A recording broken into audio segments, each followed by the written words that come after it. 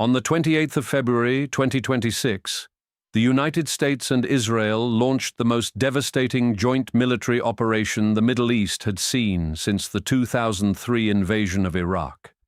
900 strikes in the first 12 hours alone, ripping through Iran's military infrastructure from Tehran to Tabriz. Supreme Leader Ali Khamenei, the man who had ruled the Islamic Republic with an iron fist for 36 years, was killed in a precision Israeli missile strike on his compound, tracked in real time by American and Israeli intelligence working in concert.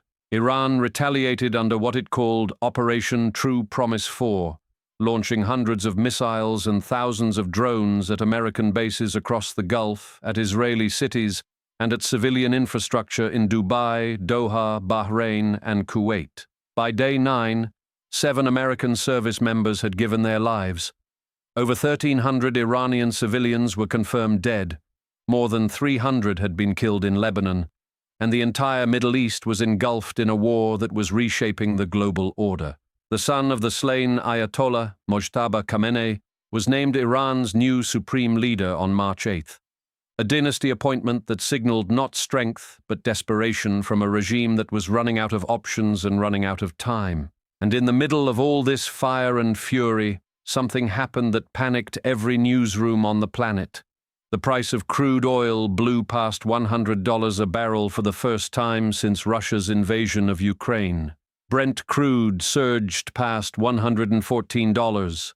West Texas Intermediate rocketed above $113, and futures markets recorded their largest single-day gains in the history of modern oil trading going back to 1983. Pundits screamed that the Iran war was backfiring, that American consumers would pay the price at the pump, and that President Trump had made a catastrophic miscalculation by unleashing Operation Epic Fury against the Islamic Republic. But here is what almost nobody in the media is willing to tell you. The oil price surge, as painful as it looks on the surface, actually tilts the entire geopolitical and economic chessboard decisively in America's favor. To understand why, you need to understand 3 things: who produces the oil, who needs the oil, and who controls the system that trades the oil. Because when you follow the money, the math does not lie. The United States of America is the largest oil-producing nation on the face of the earth, pumping a record 13.6 million barrels per day in 2025, more than Saudi Arabia, more than Russia, more than any country in history. The shale revolution that began in the Permian Basin of West Texas and southeastern New Mexico transformed America from a nation dependent on Middle Eastern oil for half a century into a global energy superpower practically overnight. In 2020, the United States became a net petroleum exporter for the first time since at least 1949, meaning America now sells more oil and petroleum products to the world than it buys from it. So when the price of oil surges from $70 to over $100 a barrel, every single one of those 13.6 million barrels America pumps each day is suddenly worth dramatically more on the global market. American oil companies, American workers, and American states like Texas, New Mexico, North Dakota, and Oklahoma see a direct, immediate windfall.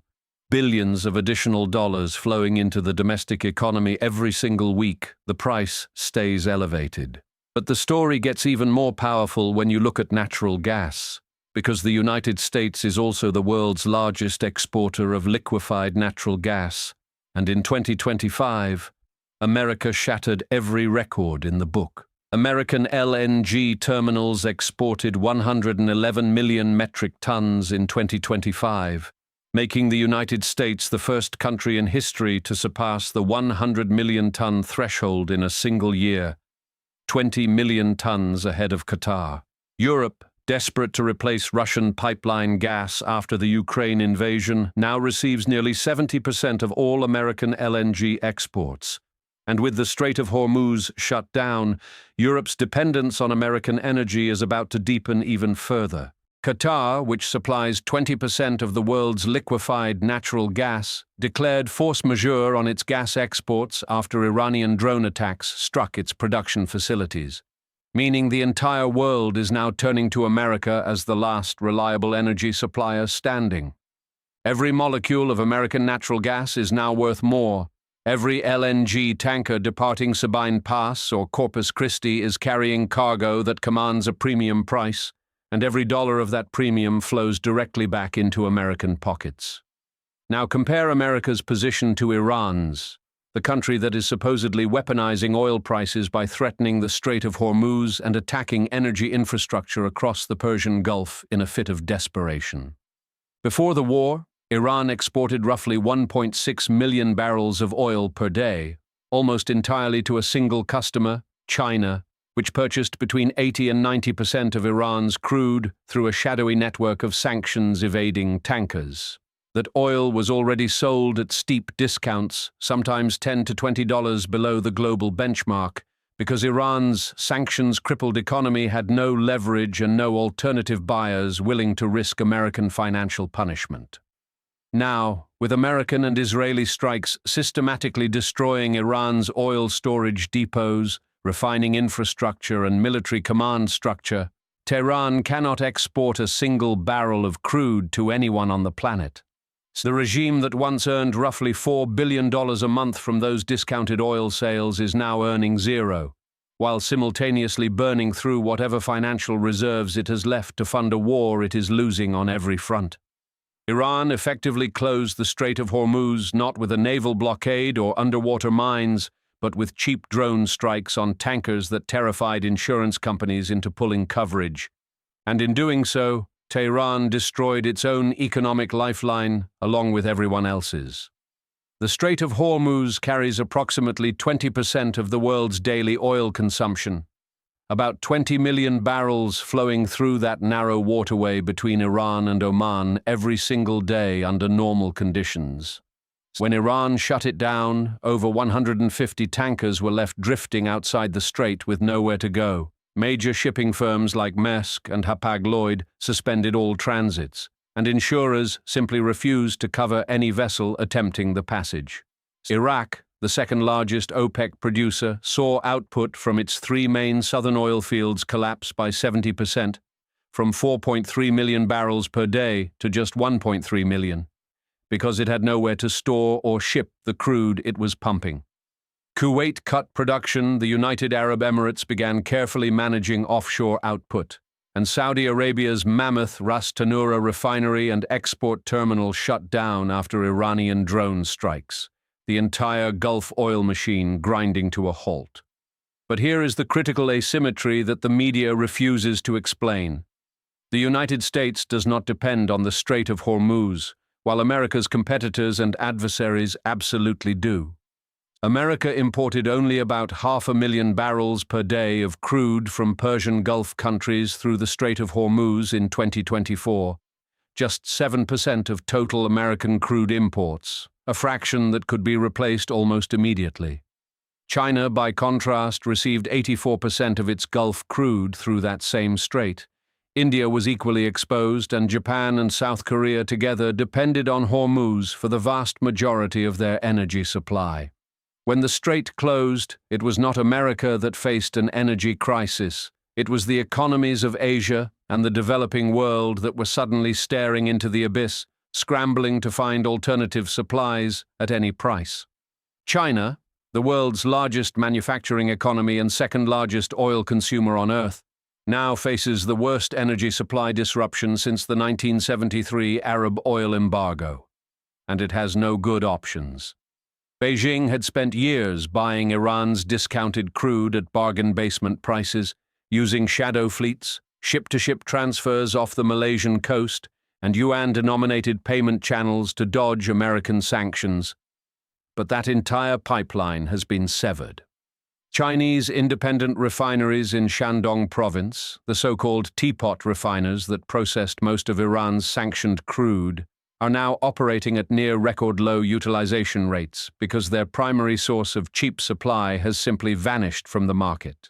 To replace those lost Iranian barrels, Chinese refiners must now compete on the open market against every other buyer on the planet for the same shrinking pool of available crude, paying full market price instead of the steep discounts Tehran once offered. At over $100 a barrel, the cost of replacing Iran's roughly 1.4 million barrels per day adds billions of additional dollars per year to China's energy import bill.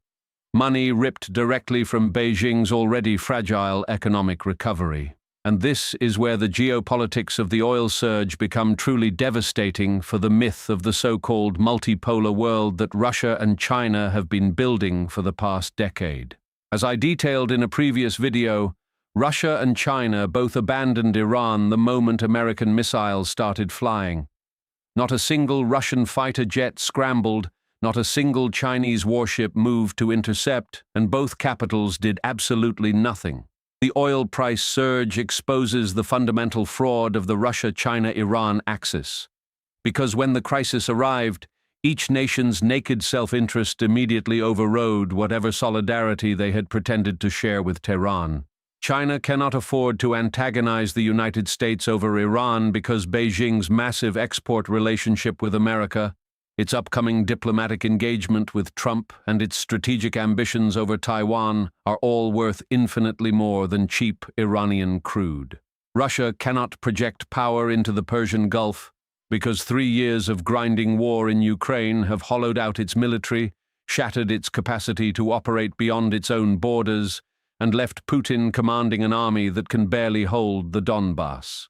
The oil surge benefits Russia's revenue in the short term, yes, but it also accelerates Europe's structural push away from Russian energy dependence and toward American LNG, a shift that permanently weakens Moscow's leverage over the continent. In 2025, Europe received 68% of all American LNG exports, replacing Russian pipeline gas at a pace that would have seemed unthinkable just 5 years ago. And that number is only going to climb higher. Every crisis in the Middle East, every threat to the Strait of Hormuz, every missile Iran fires at Gulf infrastructure pushes European capitals further into America's energy orbit, and that is a strategic win that will pay dividends for decades. Now, President Trump's administration is not sitting passively while oil prices surge. The White House is actively managing the crisis using every lever of American economic and strategic power available. The Treasury Department issued a 30-day sanctions waiver specifically allowing Indian refiners to buy more Russian oil, a deliberate move to keep supply flowing, cushion the global price shock, and ensure the pain falls on Iran and China rather than on potential American partners. That is not a concession to Moscow. It is a strategic redirection of supply that prevents a full-blown global energy meltdown while keeping the economic pressure squarely on the regimes America wants to weaken. And then there is the Strategic Petroleum Reserve, the single largest emergency oil stockpile on the planet, stored in massive underground salt caverns along the Gulf Coast of Texas and Louisiana with a total capacity of 714 million barrels. As of late February 2026, the SPR held over 415 million barrels of crude oil, up from 395 million barrels just a year earlier, enough to cover more than 4 months of net American oil imports. The average price America paid to fill that reserve over the decades was just $29.70 per barrel, meaning every barrel sitting underground has now roughly tripled in value, a strategic asset worth tens of billions more than what the government paid.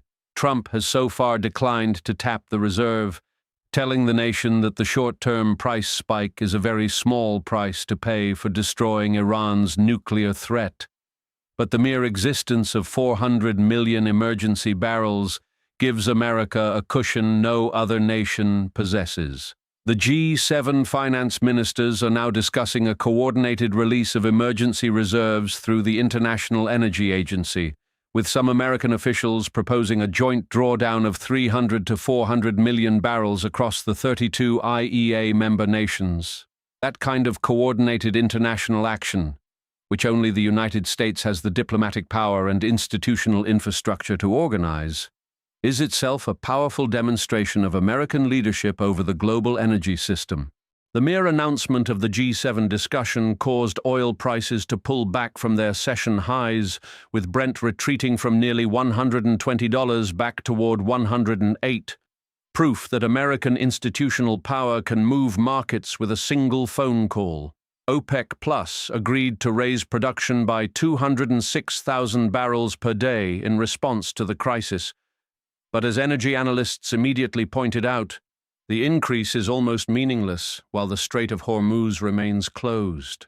You can pump all the oil you want in Saudi Arabia, but if tankers cannot transit the strait, if insurers refuse coverage, and if shipping companies will not risk their vessels, those barrels are effectively stranded inside the Persian Gulf with nowhere to go. Saudi Arabia's east-west pipeline offers a partial bypass, capable of carrying crude to Red Sea ports, but terminal infrastructure limits actual throughput, and the pipeline alone cannot replace the full volume of Gulf exports that normally flow through Hormuz. The hard truth is that there is no adequate short-term substitute for the Strait of Hormuz, and the only power on Earth capable of reopening it is the United States Navy, which gives Washington extraordinary leverage over every oil-importing nation on the planet. Energy Secretary Chris Wright stated publicly that traffic through the strait would resume once the United States had destroyed Iran's ability to threaten commercial shipping, meaning the reopening of the world's most critical energy choke point is entirely in American hands. That is not a side effect of the war, that is leverage of the highest order, the kind of geopolitical power that no amount of diplomatic posturing from Moscow or Beijing can replicate or counter. Now, let me address the obvious counter-argument. American consumers are paying more at the pump. Gasoline has risen to $3.45 a gallon, and the stock market is rattled by fears of renewed inflation and economic slowdown. That pain is real, it is immediate, and no honest analysis should pretend otherwise. American families filling their tanks this week are feeling the cost of this war in their wallets every single time they pull up to the pump. But here is what separates 2026 from 1973. The last time the Middle East held America's energy security hostage, the United States was importing 35% of its crude from foreign sources with no ability to ramp up domestic production. Today, America produces more oil than it consumes, exports more petroleum products than it imports, operates the world's largest LNG export infrastructure, and holds the planet's biggest emergency reserve. The difference between then and now is the difference between vulnerability and dominance. In 1973, an oil shock meant recession, rationing, and humiliation. In 2026, an oil shock means temporary pain at the pump offset by surging revenue for American energy companies, workers, and producing states. The shale revolution did not just give America cheap gasoline. It gave America a weapon, a tool of statecraft, and a source of economic resilience that no other nation on Earth can replicate at this scale or speed. Consider the position of the Gulf Arab states who are watching their own infrastructure burn under Iranian drone and missile strikes. Saudi Aramco's Ras Tanura hit, Qatar's gas facilities crippled, Bahrain's refinery struck, and Kuwait forced to shut production. Every one of those strikes pushes these Gulf monarchies deeper into America's security orbit because the only military force capable of neutralizing Iran's ability to threaten their oil wealth is the United States Armed Forces. Saudi Crown Prince Salman has already vowed military force against further Iranian attacks, and Saudi Arabia's Air Force is now actively contributing to the campaign, a level of Gulf alignment with American objectives that would have been unthinkable even 5 years ago. Iran thought that by attacking Gulf oil facilities, it could fracture the coalition against it and force America's regional partners to pressure Washington into backing down. Instead, it accomplished the exact opposite, uniting the entire Gulf behind American military power. Qatar, whose massive LNG operations were directly targeted by Iranian drones, is now a partner in the conflict rather than a neutral bystander. Its air force even launched strikes against Iranian positions, a historic first for the tiny gas-rich emirate. The old Middle Eastern game of playing both sides, of hedging between Washington and Tehran, of keeping diplomatic channels open with everyone, that game ended the moment Iranian missiles started hitting Gulf civilian infrastructure. Now let us zoom out and look at the structural picture. because the short-term oil spike, however dramatic, is a temporary phenomenon, while the strategic advantages America is accumulating from this conflict will last for a generation. America's LNG export capacity is on track to more than double by the end of this decade, with new facilities at Golden Pass, Plaquemines Phase 2, and several other Gulf Coast projects coming online in 2026 and 2027. North America as a whole is projected to deliver more than 85% of all new global LNG supply in 2026, making the continent, led by the United States, the indispensable energy provider for the entire industrialized world. The Iran war is not creating this American energy dominance. It is accelerating it, forcing every import-dependent nation from Germany to Japan to South Korea to recognize that the only reliable long-term energy partner on Earth is the United States of America. European LNG imports increased by 30% in 2025 alone, and with Qatar's gas exports crippled and the Strait of Hormuz closed, European demand for American gas in 2026 will almost certainly shatter all previous records. This is the deeper story that the breathless headlines about $100 oil completely miss. The United States is not a victim of the energy disruption caused by this war. It is the primary beneficiary of the structural shift the disruption is accelerating. When this war ends, and it will end, because Iran's military infrastructure is being systematically dismantled and the regime has no allies willing to lift a finger to save it, America will emerge with even greater control over global energy flows than it had before. The Strait of Hormuz will reopen on American terms. Gulf states will be more aligned with Washington than at any point since the Gulf War of 1991. And European energy dependence on American LNG will be locked in for decades by new long-term contracts. Iran will be left with a shattered military, a collapsing economy, a population that openly celebrated the death of its supreme leader, and a new dynastic ruler in Mojtaba Khamenei, who commands neither legitimacy nor loyalty from his own people. Russia will have watched another pillar of its multipolar fantasy crumble in real time. Having already lost Syria when Assad fell in December 2024, lost Venezuela to American action in January 2026, and now lost Iran to American and Israeli firepower. China will have been forced to pay full market price for its energy, seen its cozy back-channel oil deals with Tehran destroyed, and been reminded once again that American military reach can reshape the global commodity landscape at will. The petrodollar system that has underpinned American financial supremacy since the 1970s is not weakened by this crisis. It is reinforced because every barrel of oil traded on the global market is still priced in United States dollars. When oil goes to $100 a barrel, global demand for dollars increases proportionally, because every buyer on Earth needs more American currency to purchase the same amount of energy, strengthening the very financial architecture that makes American economic hegemony possible. The dream of a yuan-denominated oil market, the fantasy of de-dollarization that Beijing and Moscow have promoted for years, looks more absurd today than ever. Because in a crisis, the world does not run to the yuan, it runs to the dollar.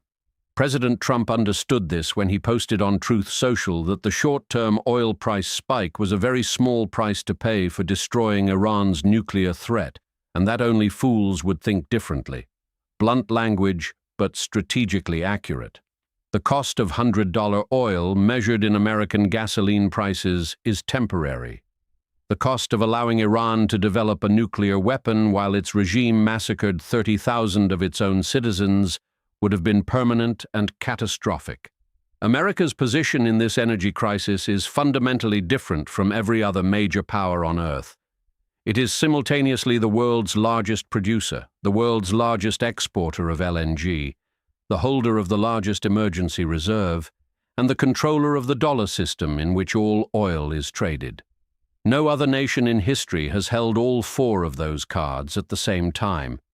And that is why the oil price surge, for all its short-term discomfort, is not a crisis for America, but a consolidation of power that the rest of the world can only watch and absorb. The media will focus on the gasoline price, the stock market dip, and the inflation fears, because fear drives clicks and panic drives ratings. But the structural reality underneath the headlines tells a completely different story. The structural reality is that America entered this war as the world's dominant energy power, and it will exit this war even more dominant, with deeper alliances, greater export capacity, expanded leverage, and a global energy system more dependent on American supply than at any point in modern history. When the guns fall silent over Tehran, when the Strait of Hormuz reopens under the protection of the United States Navy, and when the price of oil settles back down, the world will look around and realize that the balance of power has shifted permanently.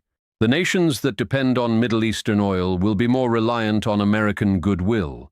The nations that sell energy will be competing against American dominance, and the nations that once dreamed of a world without American supremacy will be forced to reckon with its permanence. $100 a barrel is not the price of American weakness. It is the price of the transition to a world where American energy, American military power, and American financial architecture are more entrenched, more irreplaceable, and more consequential than ever before.